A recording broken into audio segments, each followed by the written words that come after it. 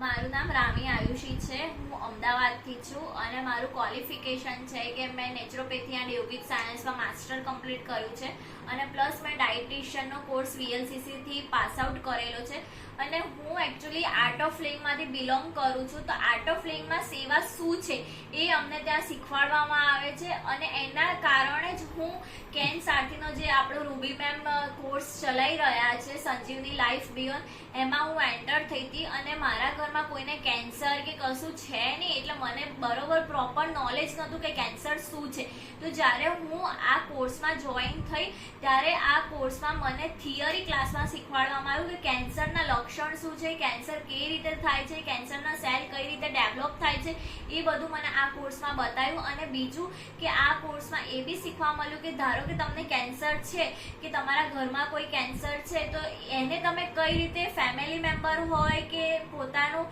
Parents હોય કે કંઈ બી હોય તો એ લોકોના લક્ષણ શું છે કેન્સરના, એ લોકોને કઈ રીતનું ન્યુટ્રિશન અપાય, કઈ રીતના યોગા થાય, એ લોકોનું સ્ટેટ ઓફ માઇન્ડ કઈ રીતનું હોય છે, એ લોકોની મેન્ટલ હેલ્થ કઈ રીતની હોય છે, એ બધું અમને લોકોને આ કોર્સમાં શીખવાડવામાં આવ્યું હતું। અને એના પછી અમે લોકો જ્યારે પ્રેક્ટિકલમાં ગયા અને પ્રેક્ટિકલ અમારે હતી હોસ્પિટલમાં, તો હોસ્પિટલમાં જ્યારે અમે લોકો ગયા ત્યારે અમને એ શીખવામાં મળ્યું કે સેવા પર્પઝનું જે રૂબી મેમનું મિશન છે, જે એમનો ગોલ છે, એ કઈ રીતે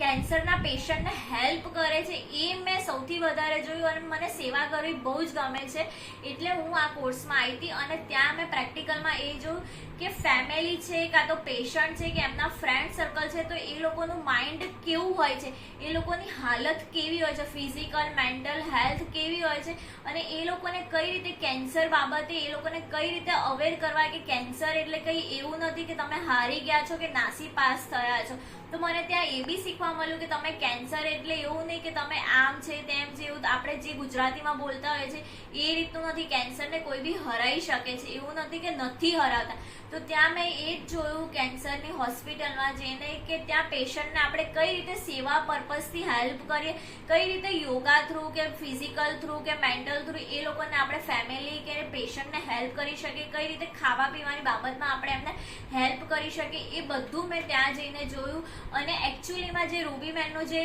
મિશન છે, જે એમનો પર્પઝ છે, જે એમનો ગોલ છે આખા ઇન્ડિયા આખા ભારત પ્રત્યે કે આપણે કેન્સરને કઈ રીતે હરાવીએ કે કોઈ એવું ના માને કે મને કેન્સર થયું છે તો એ ગભરાઈ ના જાય, એ જે રૂબી મેમનો જે પર્પઝ છે સેવાના માધ્યમથી એ ખરેખર બહુ જ મને આમ હું એવું કહું છું કે એટલો મસ્ત છે ને કે એની કોઈ વાત નહીં કે કોઈ બી આ કોર્સમાં આવે ને તો એમને બી ખબર હોવી જોઈએ કે કેન્સર શું છે। જેવી રીતે મને આજ સુધી ખબર નથી કે કેન્સર શું છે તો મને હવે ખબર પડે છે કે કેન્સરના લક્ષણ કઈ રીતે ડેવલપ થાય છે, કેન્સર શું છે। તો દરેકને આ કોર્સમાં આવવું જોઈએ અને સેવાનો હરેકને લાભ આવી રીતે રૂબી મેમ દ્વારા આપણે લેવો જોઈએ કે કઈ રીતે આપણે સેવામાં આગળ વધી શકીએ। અને જેવી રીતે સંજીવની લાઈફ બિયોન્ડ છે તો એ કઈ રીતે આગળ વધ્યું છે અને કઈ રીતે હજી આગળ વધી રહ્યું છે સેવાના માધ્યમથી, એ તમે જેમ જેમ અંદર આવશો કેન્સરના થ્રુ રૂબી મેમના કોન્ટેક્ટમાં કે કોઈ બી સંજીવની લાઈફ બિયોન્ડના જે બી